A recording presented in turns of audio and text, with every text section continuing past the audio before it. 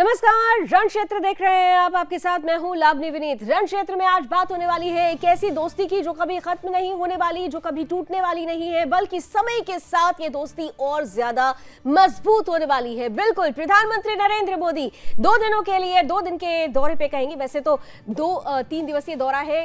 रूस और ऑस्ट्रेलिया दोनों जाना है, लेकिन पहले रूस पहुंच चुके हैं प्रधानमंत्री और प्रधानमंत्री के पहुंचते ही उनका भव्य स्वागत किया गया है।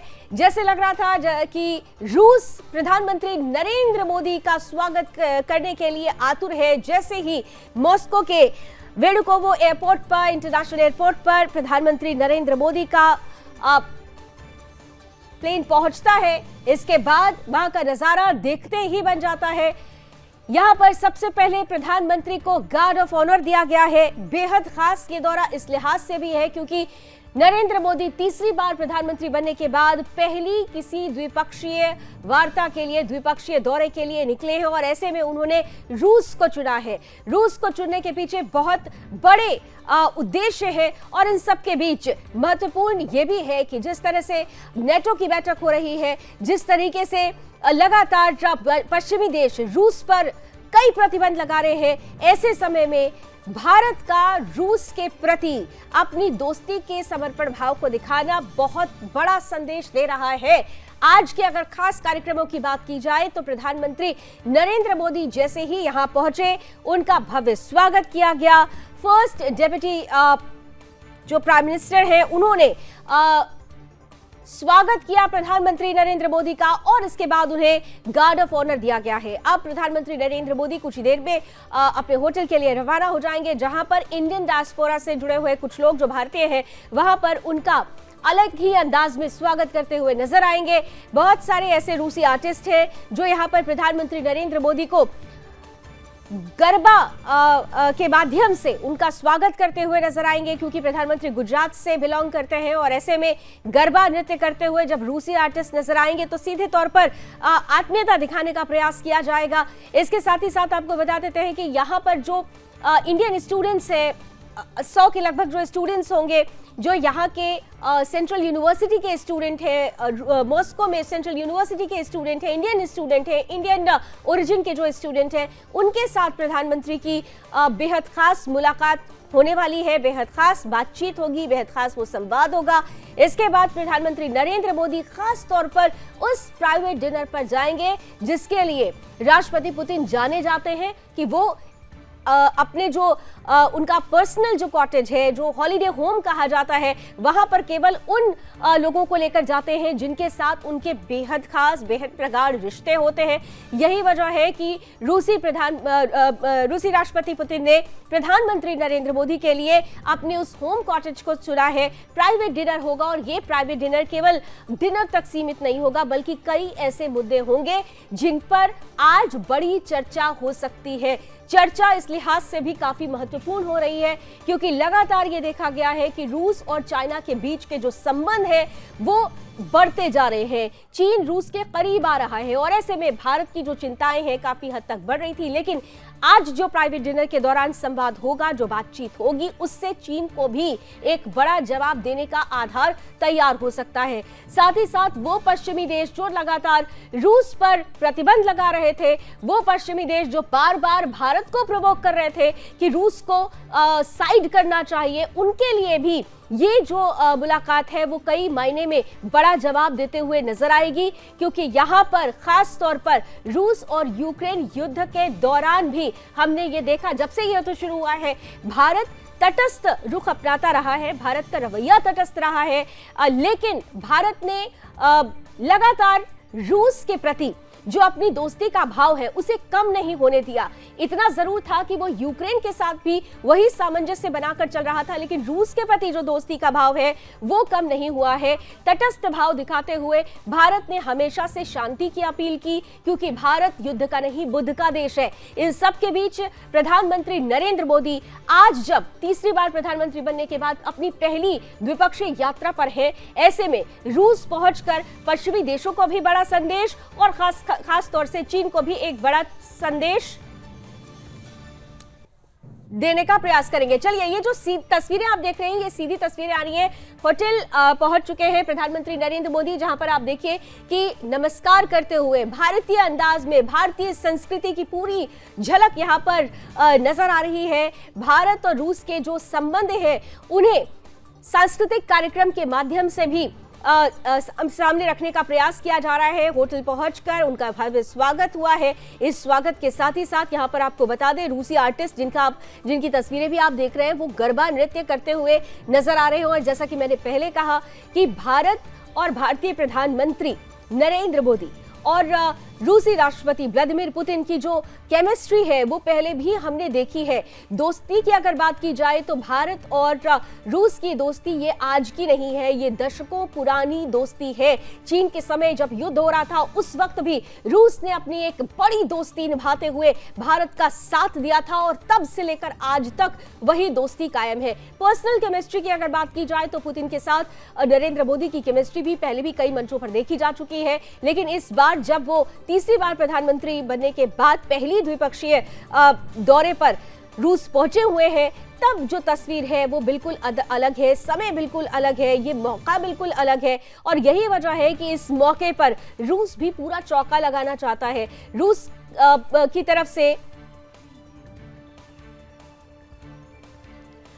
तरफ से पूरी कोशिश की जा रही है कि बड़े स्तर पर, वृहद स्तर पर एक बड़ा मैसेज पश्चिमी देशों को जरूर दिया जाए, जो लगातार भारत को ये प्रवोक करने की कोशिश कर रहे थे कि रूस को साइडलाइन करना चाहिए। रूस पर लगाए गए प्रतिबंध सही है, यूक्रेन को लगातार जो समर्थन दिया जा रहा था, जो लॉजिस्टिक्स दिए जा रहे थे, इसके बाद ये दिखाने का प्रयास किया जा रहा था कि रूस गलत कर रहा है, लेकिन भारत लगातार अपने तटस्थ व्यवहार पर टिका रहा, अडिग नहीं हुआ, यूक्रेन को साथ में लेकर चलता रहा, लेकिन रूस के प्रति अपनी दोस्ती का भाव उसमें कोई कमी नहीं आने दी है। आइए इसी के साथ, क्योंकि ये तस्वीरें लगातार आती रहेंगी, बेहद खास ये तस्वीरें, हमारे साथ कुछ खास अतिथि जुड़ चुके हैं रण क्षेत्र में इस वक्त। आइए इन्हीं तस्वीरों के साथ स्वागत भी कर लेते हैं। हमारे साथ जर्मनी फॉरेन एक्सपर्ट है स्वाति राव जी हमारे साथ जुड़ चुके हैं, बहुत स्वागत है। हमारे साथ डिफेंस एक्सपर्ट के रूप में वीर चक्र प्राप्त रिटायर्ड कर्नल टीपीएस त्यागी साहब भी हैं, बहुत स्वागत है। जय हिंद सर। हमारे साथ भारतीय जनता पार्टी का पक्ष रखने के लिए अश्विनी शाही साहब हैं और कांग्रेस का पक्ष रखने के लिए चंद्रमोहन शर्मा जी हैं। आप दोनों का भी बहुत बहुत स्वागत है।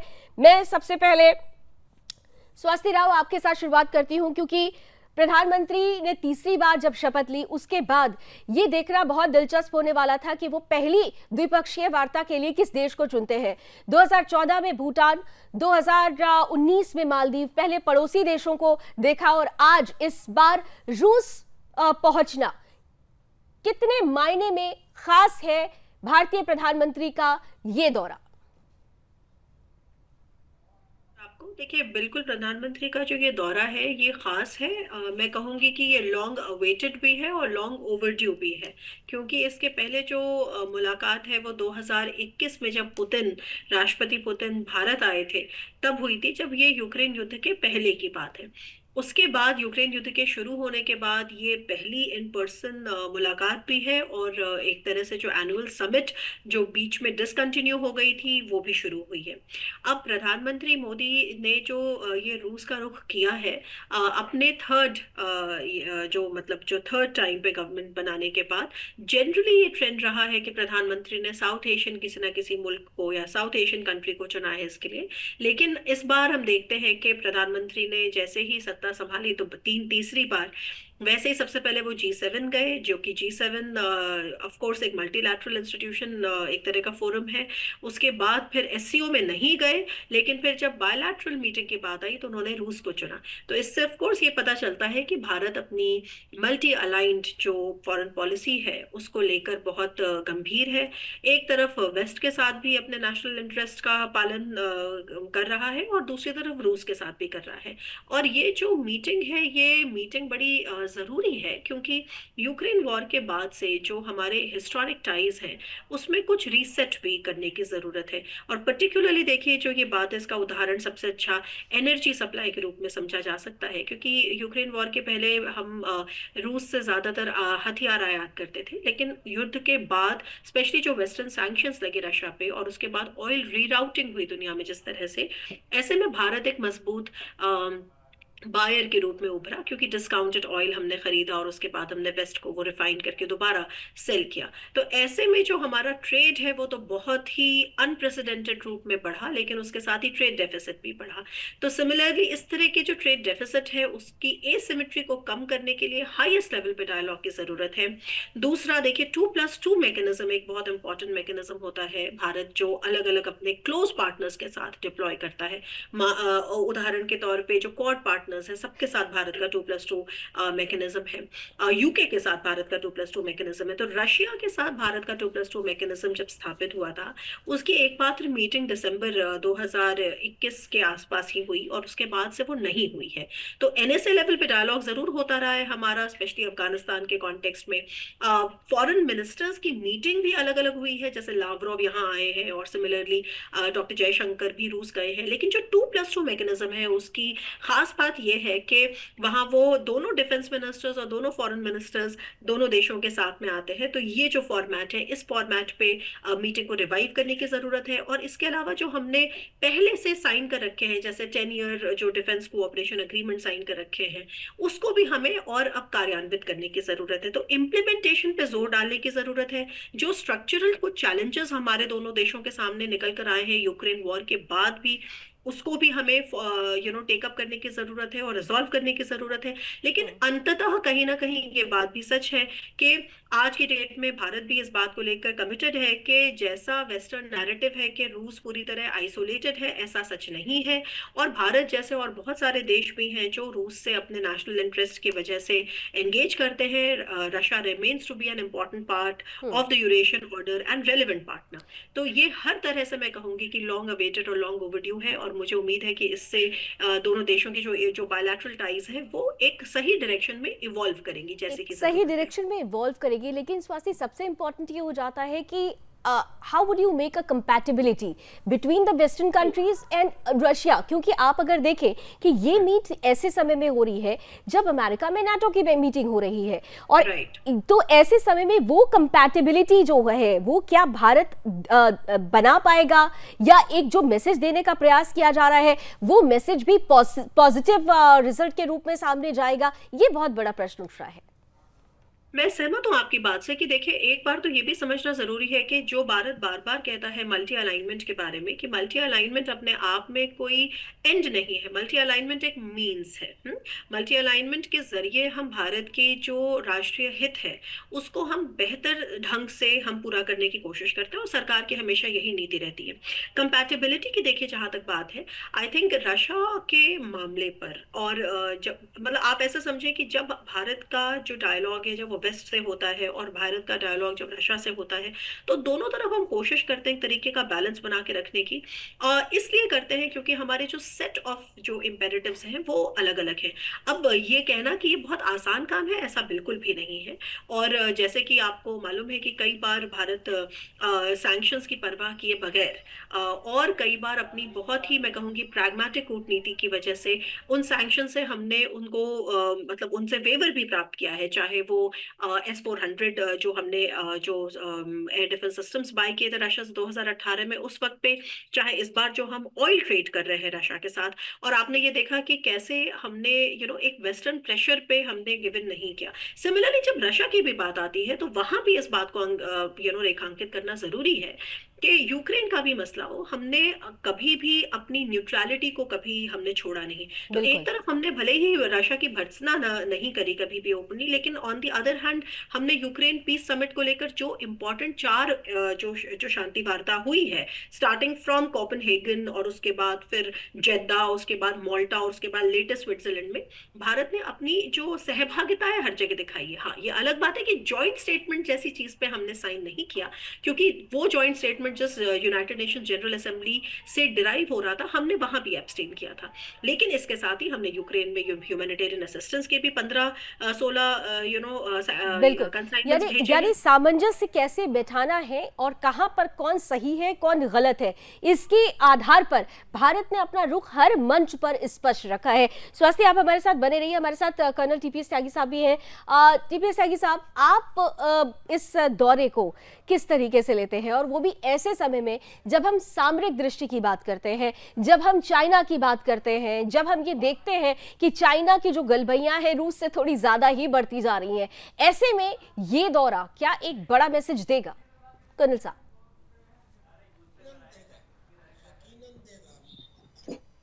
टीपीएस सर, अभी हमारी पैनलिस्ट ये कह रही थी कि न्यूट्रलिटी, हम न्यूट्रल नहीं है, हम नॉन अलाइन नहीं है, हम मल्टी अलाइंड है। और जब हम मल्टी अलाइंड है तो ये जरूरी नहीं है कि इंटेंसिटी ऑफ अलाइनमेंट सारे देशों के साथ एक सी हो।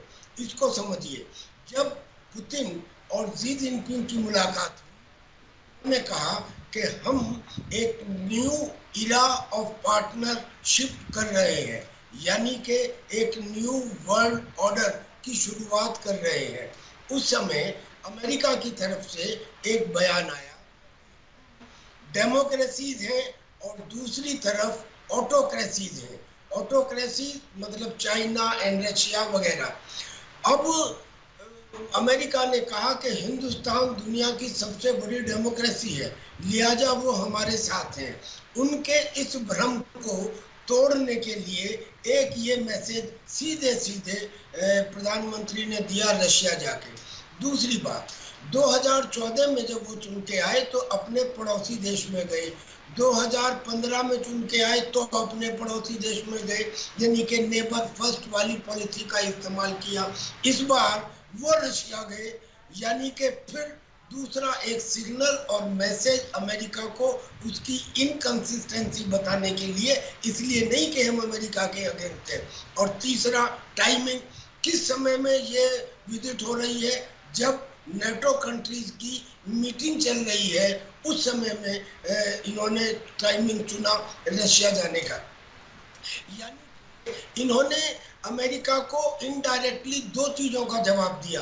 पहला तो ये कि जब ईरान ने चाबहार में हमको 10 साल के लॉन्ग समय के लिए मैनेजमेंट का अधिकार दिया, तो उस समय जो चाबहार जिसके ऊपर सैंक्शन नहीं थे, ईरान में सैंक्शन थे, तो अमेरिका ने कहा कि जो भी देश चाबहार के साथ आएगा हम उसके ऊपर सैंक्शन लगा सकते हैं। यानी कि एक तरफ तो हिंदुस्तान के साथ रहना और दूसरी तरफ इस किस्म का स्टेटमेंट देना।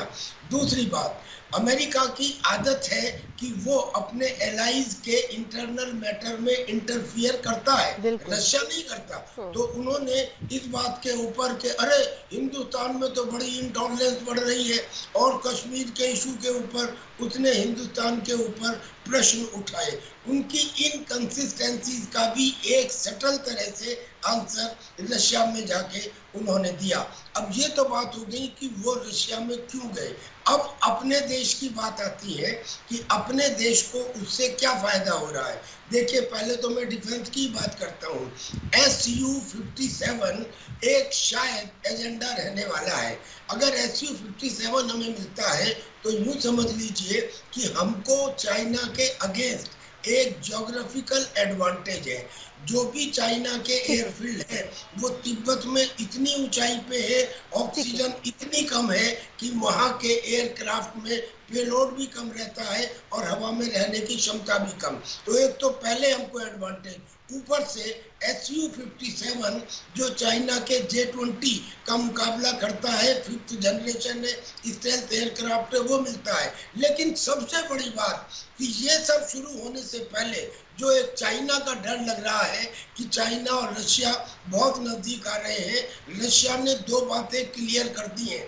पहली बात तो ये कि जो टेक्नोलॉजी हिंदुस्तान को दी जाएगी वो किसी दूसरे देश को नहीं दी जाएगी। दूसरी बात ये कि विजिट तो अब हो रही है, उसने पहले ही मैंगो मिसाइल के ऊपर काम शुरू कर दिया है, यानी कि एक ऐसा शहर जो हाई एल्टीट्यूड एरिया में 15 इंच की मोटी आर्मर की चादर को जो टैंकों की है उसको भी भेज सकता है। यानी कि रशिया हमारा नैसर्गिक परमानेंट टेस्टेड फ्रेंड है और अलाइनमेंट हमारा नैसर्गिक दोस्त था, है और रहेगा। इस बार ये भी बहुत स्पष्ट रूप से नजर आ रहा है, क्योंकि जैसा कि अभी कर्नल साहब ने बताया कि चाइना को पहले ही मैसेज दिया जा चुका है। इन सब के बीच हमारे साथ अब जाने विदेश मामलों के जानकार कमर आगा साहब भी जुड़ चुके हैं। कमर सर, आपका भी बहुत बहुत स्वागत है। आप इस दौरे को किस तरह से लेते हैं, इस मीट को कैसे लेते हैं, कितना इंपॉर्टेंट होगा भारत और रूस के संबंधों के लिहाज से, और भारत के लिहाज से कितना इंपॉर्टेंट होगा ये दौरा? बहुत ही इम्पोर्टेंट दौरा है, तभी प्रधानमंत्री स्वयं वहां पे जा रहे हैं, उनसे मिल रहे हैं। काफी समय के बाद उनसे मुलाकात होगी। और फिर ये भी है कि ये पहला दौरा है उनके प्रधानमंत्री तीसरे टर्म प्राइम मिनिस्टर बनने के बाद किसी देश का। और ये दर्शाता है कि कितनी इम्पोर्टेंस है रशिया की भारत की फॉरेन पॉलिसी में। दूसरी बात ये भी है कि रशिया हमेशा से हमारा टाइम टेस्टेड फ्रेंड रहा है, दोस्त है। और एक सबसे बड़ी बात यह है कि हम ये नहीं चाहते कि रशिया पूरी तरीके से चाइना के साथ अलाइंड हो जाए। और हम सभी देशों से अच्छा संबंध बनाते हैं, जैसा कि अभी जनरल साहब ने बताया। इसमें रशिया भी बहुत इम्पोर्टेंट है और रशिया से हमारे कई संबंध हैं। पहले तो एक ऊर्जा का है जो सप्लाई है, दूसरे ये है कि डिफेंस कोऑपरेशन। और मैं समझता हूँ कि अब समय आ गया है हमको डिफेंस सेक्टर से अलग हट के दूसरी चीज़ों पे भी कोऑपरेट करना चाहिए। जैसे रेलवेज है, रशिया का रेलवे बहुत डेवलप है, ठीक है, वो इतना नहीं है फास्ट जितना जापान और चाइना की फास्ट ट्रेन चलती हैं, उसकी हमें इतनी ज़रूरत नहीं, हम ऑलरेडी ले रहे हैं ईस्टर्न कंट्रीज से। लेकिन यह है कि रेलवे है और बहुत सी चीज़ें ऐसी हैं जैसे जो हम बना सकते हैं उनके साथ मिलके, या तीसरी कंट्री को भी हम ज्वाइन कर सकते हैं जो इसमें आ सकती है। जैसे ये जो खाड़ी के देश हैं पर्शियन गल्फ के, वो भी इच्छुक होंगे, उनके साथ मिलके हाई नेटवर्थ प्रोडक्ट रशिया के साथ बन सकता है।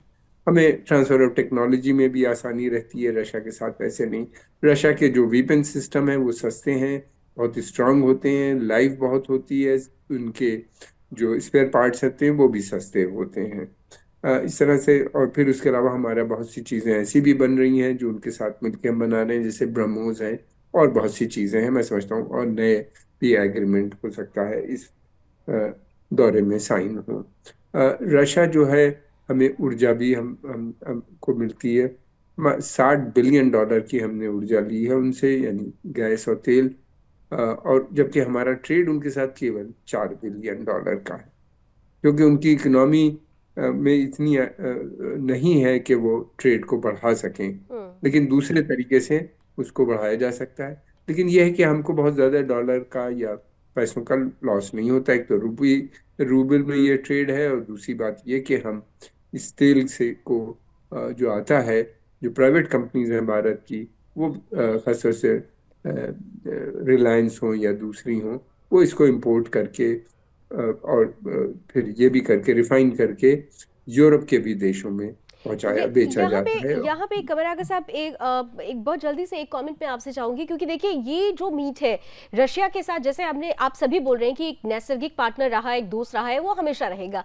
लेकिन यहाँ पर हमने बीते दिनों देखा था, चाहे हम इटली दौरे के दौरान देख लें, जिस तरीके से यूक्रेन के रिप्रेजेंटेटिव से प्रधानमंत्री मिलते हैं, या G20 के दौरान हमने जो परिस्थिति देखी, ऐसे में क्या रशिया के साथ रूस यूक्रेन युद्ध को लेकर क्या शांति दूत बनकर भी भारत सामने आ सकता है? कोई बात इस विषय पर भी हो सकती है, और ऐसे समय में जब यूक्रेन को लगातार वेस्टर्न कंट्रीज की तरफ से लॉजिस्टिक मिल रहे हो? इन पे आने वाला था स्वयं जी। भारत से और प्रधानमंत्री मोदी जी से अच्छा कोई मीडिएटर इस समय है नहीं। भारत एक ऐसा देश है जिसका पश्चिमी देशों से भी बहुत अच्छे संबंध हैं, और रशिया से भी हैं, यूक्रेन से भी। दूसरी बात यह कि जो ट्रस्ट हमें है अमेरिका से, वो भी अपनी जगह बरकरार है।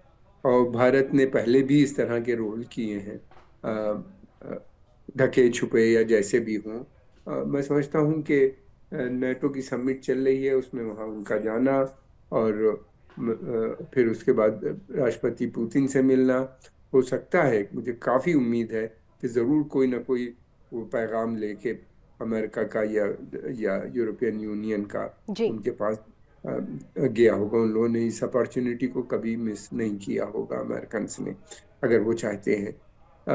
युद्ध विराम में हो सकता है बहुत से समय लगे, लेकिन उसकी बीच की भी बहुत सी बातें होती हैं जो चलती रहती हैं। तो मैं समझता हूँ कि प्रधानमंत्री मोदी जी से अच्छा कोई समय है नहीं जी। जो मीडिएट कर चलिए। सके। और युद्ध जो है वो हाँ। जीत नहीं पा रहा है यूक्रेन, लगातार एक बर्डन बना हुआ है अमेरिकन और यूरोपियन इकोनॉमी के। तो ऐसे में ये कहा जा सकता है कि एक बड़ा मैसेज हो सकता हो कि इस मीट के बाद यूक्रेन के लिए भी निकल कर आए। हमारे साथ भारतीय जनता पार्टी और कांग्रेस के प्रतिनिधि भी जुड़े हुए हैं, प्रवक्ता जुड़े हुए हैं हमारे साथ। भारतीय जनता पार्टी से अश्विनी शाही साहब हैं और कांग्रेस से चंद्रमोहन शर्मा जी हैं। अश्विनी शाही साहब, देखिए, अगर जितने भी एक्सपर्ट्स हैं, फॉरेन एक्सपर्ट्स हों या डिफेंस एक्सपर्ट हों, वो तो इस मीटिंग को बहुत इंपॉर्टेंट मान रहे हैं, लेकिन हमारे यहाँ कहते हैं कि जब भी कोई मीटिंग होती है तो राजनीति भी शुरू हो जाती है। लेकिन इस नई सरकार ने ठान लिया है कि इंडिया फर्स्ट की पॉलिसी लेकर ही आगे बढ़ना है, और इंडिया फर्स्ट की पॉलिसी के साथ ही प्रधानमंत्री नरेंद्र मोदी पहली बाइलेटरल मीटिंग तीसरी बार प्रधानमंत्री बनने के बाद वो रूस में करने के लिए पहुंचे हुए हैं। शाही साहब। जी लावनी जी, देखिए, आज ये 5 साल के बाद माननीय प्रधानमंत्री जी की यात्रा हुई और पहली यात्रा प्रधानमंत्री तीसरी बार बनने के बाद इनकी यात्रा हुई। ये बड़ा ही महत्वपूर्ण यात्रा है। अभी हमारे पैनलिस्ट लोगों ने, जो कि बड़े ही ऊर्जावान और बड़े अनुभवी लोग हैं, इन लोगों ने बताया किस तरीके से जो है क्या क्या चीजें हैं। उसमें कुछ चीजें जो हम लोगों को दिखाई दे रही हैं। रूसी मीडिया देखिए कितना खुश है। रूसी मीडिया ने आज जो है इस मामले को ये देखा है कि लिखा है कि रूस इसको एक मौके की तरह ले रहा है और नाटो देशों के अलावा कोई उससे अलग थलग नहीं है। वो सब लोग उसके लगभग साथ है, नाटो देश ही उसके खिलाफ है। ये मैसेज देने की कोशिश की गई है रूसी मीडिया के। और इस यात्रा के दौरान आज हमारी देखिए किस तरीके से 10 सालों में ऊर्जा में व्यापार बढ़ा है, सुरक्षा में बढ़ा है, पर्यटन में बढ़ा है, शिक्षा में बढ़ा है, स्वास्थ्य में बढ़ा है। हम रूपी और रूबल में व्यापार कर रहे हैं। अभी आगा साहब ने भी इसको बताया, 60-40 का रेशियो हमारा है। हम रूपी रूबल में व्यापार कर रहे हैं। आज 10 सालों में हमने क्या किया, पहले हम सामान लेते थे इनसे और अब हम सामान लेकर बनाना भी शुरू कर दिए हैं। ये बहुत ही रसिया से बहुत ज्यादा बढ़िया अचीवमेंट हुआ है। हिंदुस्तान में आज जो है जिस तरीके से मजबूती से विश्व में हिंदुस्तान का एक नाम विदेश से उसमें बढ़ रहा है, तो आज पश्चिमी देश इसको एक ईर्ष्या की दृष्टि से देख रहे हैं। और खास करके अभी हमको लग रहा है मेजर जनरल साहब ने जो जिस तरीके से अमेरिका की बात कही, अमेरिका तो बहुत ही पैनी नजर इस पर बनाए हुए है कि आखिर बीच बीच में वो सैंक्शन लगाता रहता है। वो चाबहार की भी तुलना उन्होंने बात बताई, उससे भी जुड़ा हुआ है। जापान में भी कुछ घटनाएं हुई हैं, जापान में भी कुछ जो है कंपनियों के ऊपर सैंक्शन वगैरह की बात चल रही थी। तो ये सब चीजों को लेकर भारत ने भी एक बहुत बड़ा मैसेज देने का काम किया है और ये यात्रा बहुत ही मजबूत मानी जा रही है। इसके बहुत ही बहुआयामी इसके जो है परिणाम होंगे और आने वाले दिनों के लिए ये बहुत बढ़िया एक मैसेज छोड़ रहा है जो विश्व में हमारी विदेश नीति को, हमारी कूटनीति को बहुत ही आगे बढ़ाता हुआ दिख रहा है। कूटनीति को आगे बढ़ाता हुआ दिख रहा है, लेकिन देश की जो विपक्षी पार्टी है कांग्रेस, और खासतौर से नेता प्रतिपक्ष के रूप में इस बार कांग्रेस के ही चेहरे राहुल गांधी हैं, विपक्ष इस यात्रा को लेकर किस तरीके से कैसे देख रहा है इस यात्रा को लेकर? चंद्रमोहन जी, आपके पास आ रही हूँ, आपका कमेंट चाहती हूँ, क्योंकि यहाँ पर जब भी विदेशी दौरा होता है उसे लेकर राजनीति शुरू हो जाती है, लेकिन सरकार का ये कहना है कि उनके केंद्र में, उनके उद्देश्य के केंद्र में इंडिया फर्स्ट की पॉलिसी है। चंद्रमोहन जी, देखिए, हर किसी के नजरिया देखने का लावनी जी अपना अपना होता है। इंडिया फर्स्ट में कोई ये देखता है कि मेरी विदेश नीति होनी चाहिए और मैं देश से बाहर जाऊं और देश के बाहर जाके विदेश नीति का झंडा फहराऊं। और इंडिया फर्स्ट के अंदर एक विदेश नीति और एक कूटनीति ये भी कहती है कि मेरा देश, मेरा खलियान, मेरा किसान, मेरा विद्यार्थी, मेरी नारी, मेरा देश का जवान, मेरे देश का हर 140 करोड़ के जब नागरिक संपन्न रहे, मेरा हर स्टेट संपन्न रहे। अगर वो मणिपुर जलता रहे 1.5 साल के साथ और खामोशी बनी रहे तो इंडिया फर्स्ट तो नहीं कहा जा सकता। प्रधानमंत्री का स्वाभाविक दौरा जो भी है वो एक स्वाभाविक दौरा रहा है, लेकिन कहीं अगर प्रधानमंत्री इस दौरे से पहले कहीं मणिपुर चले जाते तो शायद बहुत अच्छा होता, या अब आने के बाद चले जाए तो बहुत अच्छा हो जाता। क्योंकि बड़े कहते हैं कि अगला छोड़, कहते हैं ना कि अगला दौड़ पिछला छोड़ वाली कहावत जो होती है वो कहीं ना कहीं देश के अंदर चंद्रमोहन जी, कर्जा चढ़ा देती देखिए है। ये तो हमारे अंदर की राजनीति की बात हो गई ना, लेकिन अगर प्रधानमंत्री रूस पहुंचे हुए हैं और रूस के साथ संबंधों में प्रगाढ़ता आती है, देश को कुछ फायदा होता है, तो वो केवल उन्हें थोड़ी होगा कि जो भारतीय जनता पार्टी से जुड़े हुए हैं या उसके जो समर्थक हैं, ये तो देश के लिहाज से होगा ना। किसी भी पार्टी से जुड़े हुए लोग हो, किसी भी पार्टी के समर्थक हो, ये फायदा तो पूरे देश को मिलेगा, ये महत्वपूर्ण हो जाता है। बहरहाल एक छोटा सा, बहुत छोटा सा ब्रेक हम यहाँ पर लेते हैं, चर्चा को जारी रखेंगे क्योंकि ये दौरा खास है जिसके कई मायने हैं और इन मायनों के विभिन्न आयाम आज हम ढूंढने की, समझने की कोशिश कर रहे हैं। छोटा सा ब्रेक, जल्द मिलते हैं।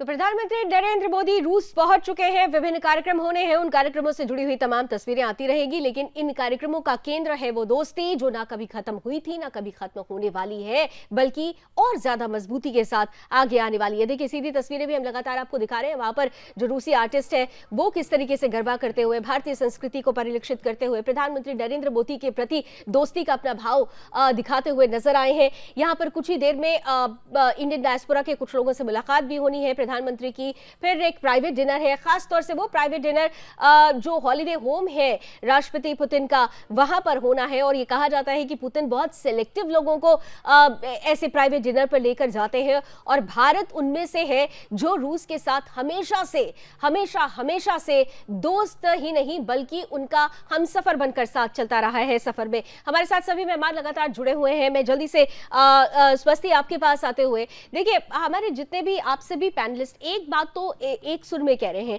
कि भारत आज की तारीख में ऐसी पोजीशन पर आ चुका है जहां से दुनिया को भारत की जरूरत है, भारत को दुनिया की जरूरत नहीं है। भारत विश्व गुरु बनने की दिशा में अपने कदम लगातार बढ़ा रहा है, लेकिन इन सब के बीच महत्वपूर्ण हो जाता है कि भारत किस तरीके से जो तमाम देश हैं जो यूक्रेन के साथ खड़े हैं उनको ये बताने में कामयाब हो कि अगर हम रूस के साथ खड़े हैं तो इसका मतलब ये कतई नहीं है कि हम किसी भी हाल में किसी विभीषिका के साथ खड़े हैं। स्वस्ति,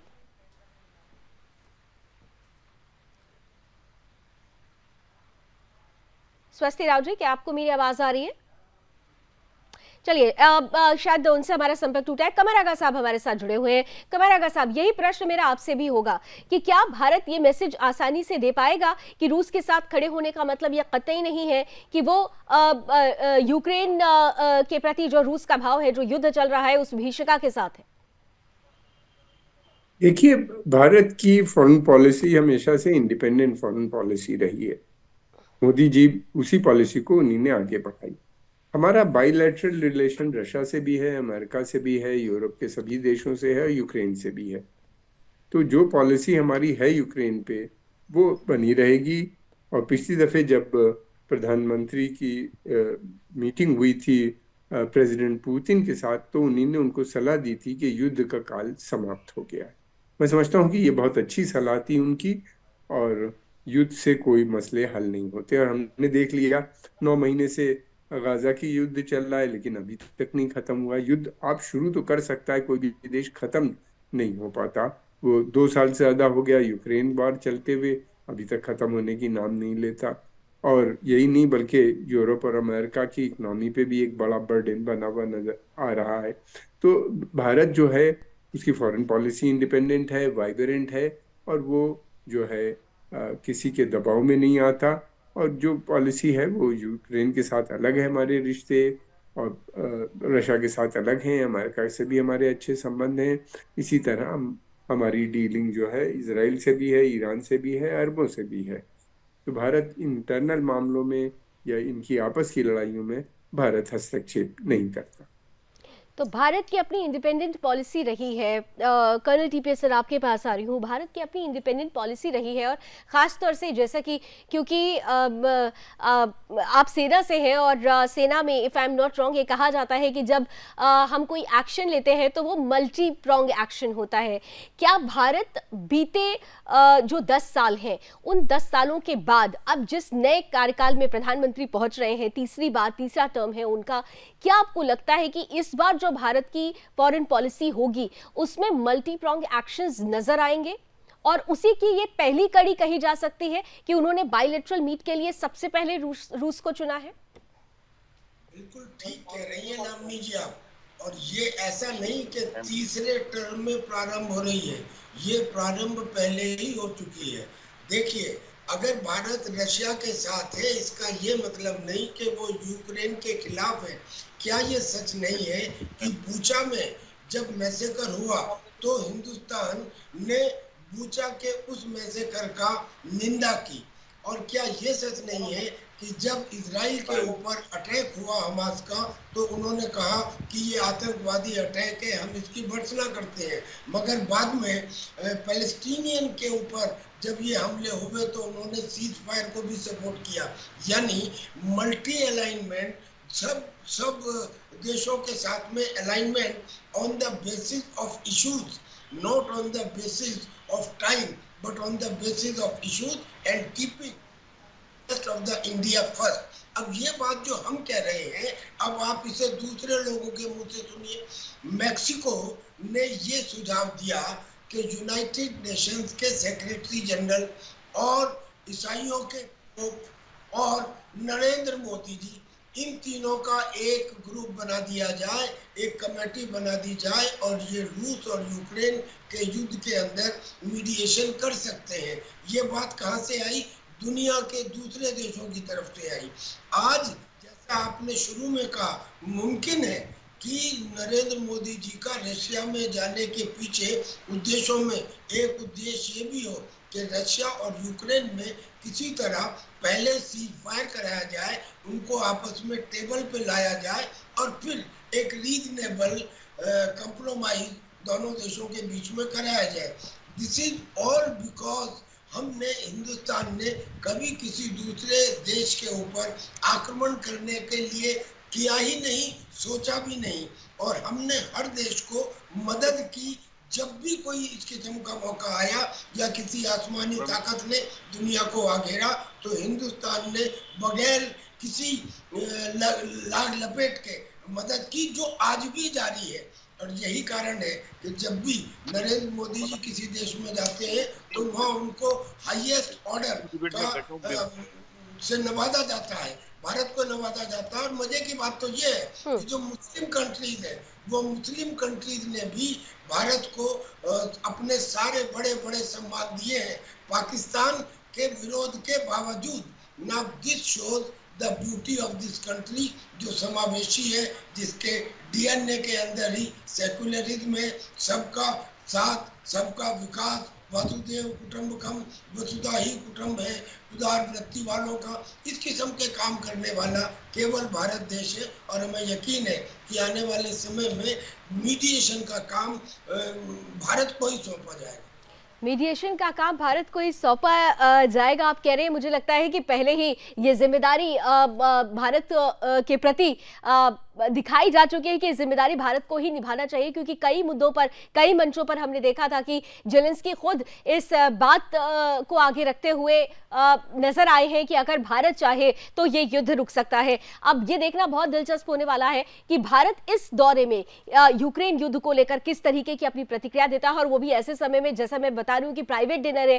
प्राइवेट डिनर जब होता है तो इसका मतलब बेहद खास मुद्दे, बेहद खास संवाद होने वाला है। इन सबके बीच भारतीय जनता पार्टी के प्रवक्ता अश्विनी शाही जी हैं, हम उनके पास जरा चलते हैं।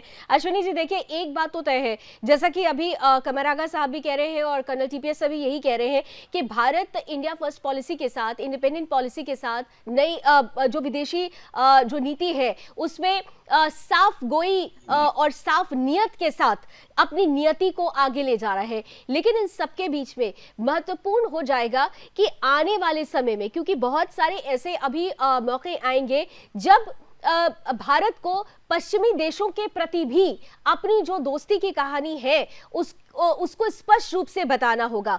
एक तरफ नेटो की मीटिंग, दूसरी तरफ रूस में पुतिन से प्रधानमंत्री की मुलाकात। आपको लग पा रहा है कि वाकई ये सरकार सामंजस्य बना लेगी? वाकई ये सरकार एक बड़ा मैसेज यूक्रेन को लेकर दे पाएगी? देखिए लावणी जी, बहुत ही महत्वपूर्ण सवाल है और सभी पैनलिस्टों ने लगभग कांग्रेस को छोड़कर सब लोगों ने देश के लिए एकजुट होकर बोला है और देश में कैसा नेशन फर्स्ट है और कहां कहां क्या क्या हो रहा है। लेकिन ये पॉलिसी हमारी इतनी बढ़िया है कि आज हम दो ताकतवर देशों जिसको महाशक्ति कही जाती है, रूस और अमेरिका, इन दोनों के बीच में सामंजस्य स्थापित करके हम तटस्थ बने हुए हैं, एकदम न्यूट्रल हैं हम। हमको कहीं किसी का वो नहीं, ना हम इधर झुके हैं ना इधर झुके हैं। और जहां भी हैं आज के देश में, भारत में जो है प्रधानमंत्री ये बोल सकते हैं पुतिन से जाकर कि भाई देखो अब युद्ध के दिन गए। और यही बात हम जाकर वहां पर जो है मीटिंग में, जब मीटिंग होती है तो हम संयुक्त राष्ट्र संघ में भी बोल देते हैं कि भारत युद्ध का नहीं बुद्ध का देश है। तो ये स्थितियां जो है हम खुद बोल सकते हैं। आज भारत के पास वो ताकत है कि हम सबके साथ सामंजस्य बैठाकर चले, और लोगों को भारत की आवश्यकता है। आज हमने अपनी चीजों को इस तरीके से डिमांड और सप्लाई के बीच में भी सामंजस्य स्थापित किया, दो देशों के बीच में भी किया, पॉलिटिकली भी किया, और हमने कूटनीतिक भी किया है। आज जो आगे आने वाले दिनों में आपका सवाल था, कोई भी हो, पश्चिमी देश हो चाहे कहीं भी हो, देखिए अभी इजराइल का भी 9 महीने से युद्ध चल रहा है, तो फिलिस्तीन का भी हमने वहां पर गाजा में हमने राहत सामग्री भी भेजी, और इजराइल के साथ हम मजबूती से खड़े भी रहे हैं। और यूक्रेन में देखिए किस तरीके से यूक्रेन से हमारे देश के बच्चों के नाम पर बहुत से देश के लोग वहां पर लोगों ने निकाला है। तो हमारी सेवा वहां रही है, और रसिया के साथ आज हम खड़े हैं। तो हम चारों तरफ दिख रहे हैं, हमारी मौजूदगी हर तरफ है, हमारा एक्सेप्टेंस हर जगह है, हमको जो है बड़े ताकतवर देश चंद्रमोहन जी, हमारी एक्सेप्टेंस हर जगह है। और महत्वपूर्ण ये हो जाता है कि जब कभी भी अंतर्राष्ट्रीय राजनीति की बात हो, अंतर्राष्ट्रीय संबंधों की बात हो, वहां पर आंतरिक राजनीति को पीछे कर देना चाहिए। जिस तरीके की हमारे देश में आंतरिक राजनीति चलती है, क्या आपको नहीं लगता कि कई बार जो चाइना जैसे जो देश हैं, जिनके लिए आप लोग बड़ी मुखरता के साथ सामने अपनी बातें रखते भी हैं, क्या आपको नहीं लगता कि ये जो आंतरिक राजनीति है वो कई बार इस अंतर्राष्ट्रीय संबंधों पर प्रहार करती हुई नजर आती है, अंतर्राष्ट्रीय संबंधों को कमजोर कर सकती है, और ऐसे में देश के लिए जो स्थिति है वो नेगेटिव हो सकती है? यहां पर तो कम से कम एक साथ एक सुर, यूनानिमस वॉइस आनी चाहिए आंतरिक राजनीति को पीछे करते हुए। लावण्य जी, देश का गौरव और देश का सम्मान हर भारतवासी के लिए, किसी भी पार्टी के नेता के लिए स्वर्णिम होता है, और उसके अंदर कोई मतभेद नहीं होता। और कांग्रेस का किसी भी तरह से अपने देश के प्रति, देश के प्रधानमंत्री चाहे वो किसी भी पार्टी के, अगर उनका कोई भी कदम जो देश के हित के लिए होगा, वो उनके पूरे देश को सम्मान करेगा। उसके लिए गौरवान्वित बात है, उसमें कोई गुरेज नहीं है बात का। लेकिन प्रश्न का है, जब पापा युद्ध रुकवा देते हैं और प्रश्न में युद्ध करेंगे, युद्ध दिन टल गए, तो प्रश्न तो फिर करना पड़ेगा ना कि 1.5 साल से अगर मणिपुर जल रहा है, तो फिर पापा वहां मणिपुर का युद्ध भी नहीं रुकवा पाते, और पापा ठीक युद्ध की रुकवा। सर, मणिपुर के लिए तो आपके पास बहुत मौके हैं ना, मौके मणिपुर पर बात करने के लिए। तो मैंने वही कहा ना, आंतरिक राजनीति की अगर बात करेंगे तो बहुत मौके आएंगे, लेकिन यहाँ पर तो देश के प्रधानमंत्री पहुंचे हैं ना, ये बीजेपी के प्रधानमंत्री नहीं पहुंचे हैं, देश के प्रधानमंत्री पहुंचे हैं। 140 करोड़ जनता का प्रतिनिधित्व करने के लिए वो पहुंचे हुए हैं, तो फिर इसको क्यों राजनीतिक रंग देना? देखिए, देश के प्रधानमंत्री अगर विदेशी दौरे पे गए हैं, रशिया के पास गए हैं, हमारा एक घनिष्ठ संबंधों का, जिन संबंधों की बुनियाद देश के पुराने प्रधानमंत्री ने रखी है। लेकिन उसी दायित्व के अंदर अगर नेता और प्रवक्ता कुछ बात बोलेंगे, तो प्रश्न तो उनसे देश की जनता के लिए भी पूछा जाएगा, क्योंकि देश की जनता के प्रति हम लोगों का विपक्ष का दायित्व है कि वो पूछे क्यों नहीं। जरा एक लाइन का जवाब दे दूं। मौका और दस्तूर भी तो देखना चाहिए ना। आप देखिए, हिंदी चीनी भाई भाई करते रह गए, और चाइना ने क्या किया था, उस वक्त भी सच्चे दोस्त के रूप में रशिया ने ही मदद की थी। तो ऐसे में आज भी आप चाइना को लेकर जो खत लिखा गया है खड़गे साहब की तरफ से, आज भी वही बातें। जम्मू कश्मीर पे भी निभा दीजिए। शाहिद साहब जवाब देना चाह रहे हैं शायद इस पर। एक सेकंड 20 सेकंड उनकी बात पूरी हो जाने दीजिए। हाँ चंद्रमोहन जी, प्लीज पूरा कर लीजिए। हाँ चंद्रमोहन जी, पूरा कर लीजिए 20 सेकंड। देखिए, अगर एक हमारे देश के बड़े नेता, देश के प्रधानमंत्री का दायित्व इतना बड़ा है, तो उस दायित्व की जनता क्यों मरे? मेरे देश की जनता के अंदर अगर हो रहा है, तो हम उम्मीद करते हैं कि वो दायित्व यहाँ भी निभाएं। ठीक है, जल्दी से 20 सेकंड में अश्विनी शाही साहब जवाब दे दीजिए, फिर बाकी के 2 मेहमानों के पास जल्दी से जाती हूँ।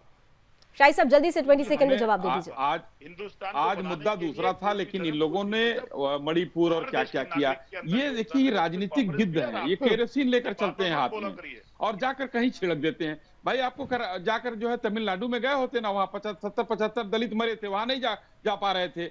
आज वहां पर जो है जो स्थितियां है, आज ये स्थिति है सरकार की कि दोनों पक्षों के लोगों को एक साथ बैठाकर खाना खिला दिया, वहां पर शांति की स्थापना कर रहे हैं, लेकिन पेट्रोल छिड़कने चले जाते हैं लोग।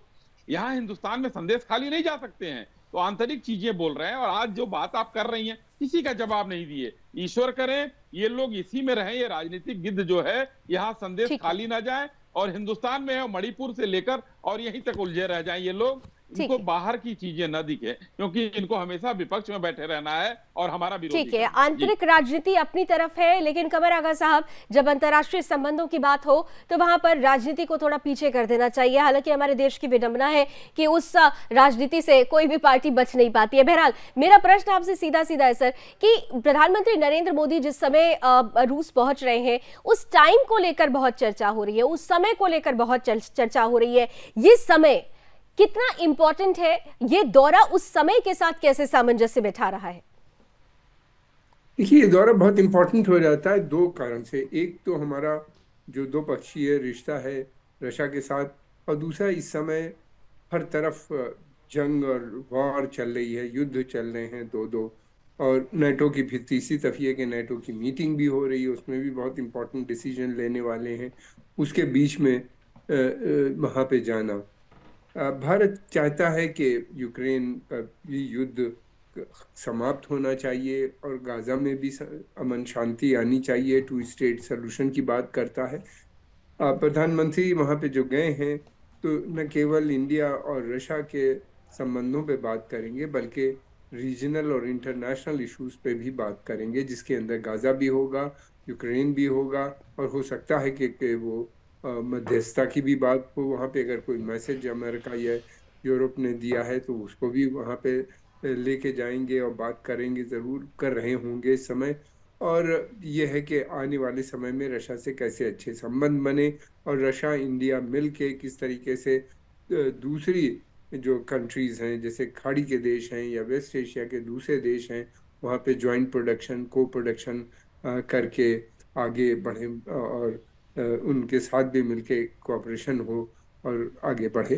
तो ये है इसी कि अब रशिया के संबंध खाड़ी के सभी देशों के साथ भी अच्छे हैं और उसके अलावा पश्चिमी एशिया में भी है, तो एक बड़ा रोल, क्योंकि कमर भारत साहब के इसी पास से जुड़ा हुआ लीवर एक बहुत महत्वपूर्ण प्रश्न है, इसी से जुड़ा हुआ, जो मैं और हमारे दर्शक भी समझना चाहेंगे। देखिए, जब युद्ध शुरू हुआ था तब रशिया पे बहुत सारे प्रतिबंध शुरू से लगने लगे थे, यूक्रेन को बहुत सारे लॉजिस्टिक मिल रहे थे, व्यापार को लेकर किस तरीके से व्यापार हो इसे लेकर बड़ी चिंताएं की जा रही थी। उस वक्त भारत ने एक बड़ा कदम उठाया था, एक पैरेलल इकोनॉमी कहना चाहिए उस समय प्रयास किया गया। डॉलर का दबदबा खाली क्यों रहे व्यापार पे, अंतर्राष्ट्रीय व्यापार पे, रूबल के साथ ये व्यापार शुरू हुआ।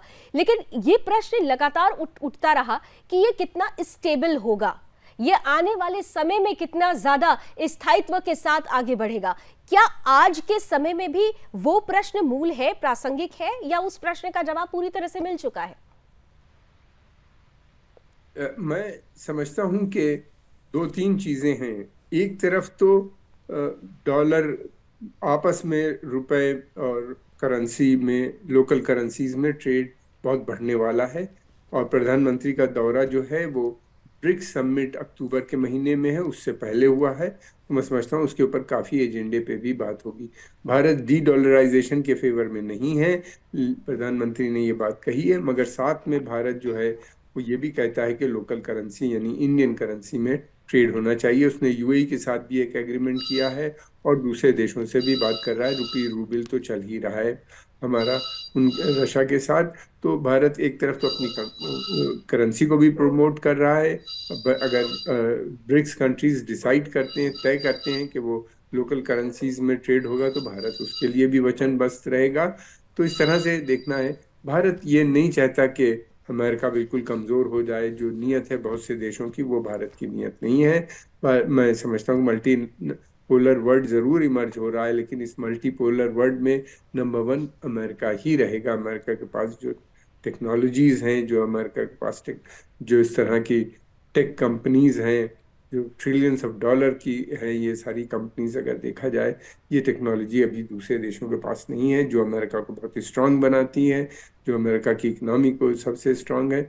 मैं नहीं समझता कि चाइना पहुंच पाएगा उसके मुकाबले में। और दूसरी बात ये कि अगर चाइना नंबर 1 बनता है तो वो पूरी दुनिया के लिए एक बड़ा खतरा बन खतरा जाता हो है, सकता है, क्योंकि बिल्कुल। चाइना की जो पॉलिसी है वो जो है वो डेमोक्रेसी के खिलाफ है। उसके जितने भी रिश्ते हैं वो मिलिट्री डिक्टेटर्स और इस तरह के लोगों के साथ है, जो एक बड़ा प्रश्न बनता है, जिसकी वजह से टेंशन बजाय कम होने की ओर बढ़ेगा। तो अमेरिका नंबर 1 आने वाले समय में भी। बिल्कुल। यहाँ पर कर्नल साहब आपके पास आते हुए देखिए, एक बात तो तय है कि एक बड़ा संदेश ज़रूर इस वार्ता के बाद, इस दौरे के बाद एक बड़ा संदेश दुनिया के सामने आएगा ज़रूर। लेकिन इन सबके बीच में क्योंकि ये कहा जा रहा है कि सामरिक दृष्टि से भी ये दौरा बहुत महत्वपूर्ण है, बहुत सारे ऐसे हथियार और टेक्निक्स हमें मिलने वाली है रूस से जो हमारी सेना के लिए, हमारी देश की सुरक्षा की दृष्टिकोण से बहुत इंपॉर्टेंट होगी। लेकिन अभी मैं सोशल मीडिया पर देख रही थी, कुछ लोग ये कह रहे हैं कि भारत ने एक प्रण लिया मेक इन इंडिया का, और भारत ने ये प्रण लिया कि बहुत जल्दी हमारी जो डिपेंडेंसी है वो खत्म हो जाएगी। क्या वो जो डिपेंडेंसी है, जो रशिया के ऊपर डिपेंडेंसी है, वो डिपेंडेंसी खत्म होने में अभी वक्त लगेगा? क्या अब भी हम आने वाले समय में हम रशिया पर ही डिपेंड रहेंगे? देखिए, डिपेंडेंसी ऑलरेडी कम होनी प्रारंभ हो गई है। याद कीजिए कि जब 2021 में पुतिन हिंदुस्तान आए थे तो उस समय 2030 तक के लिए, 2030 तक के लिए military to military cooperation agreement किया गया था, नंबर 1। नंबर 2, ये भी तय किया गया था, इससे पहले रशिया टेक्नोलॉजी ट्रांसफर नहीं करता था, तो अब हिंदुस्तान के अंदर ही मैन्युफैक्चरिंग होगी और टेक्नोलॉजी ट्रांसफर भी होगा।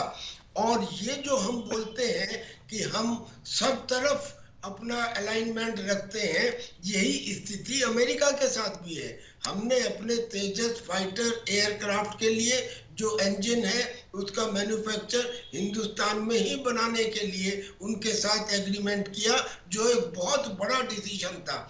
हिंदुस्तान में एक और बात है जो शायद अभी तक सामने नहीं आई, वो ये है कि मोदी जी वहां जाके ये भी बात कर सकते हैं कि अगर हमारे और चाइना के बीच में कोई स्थिति खराब होती है तो रशिया उस समय न्यूट्रल रहे या हमारा साथ दे, और उसकी शुरुआत भी हो गई है।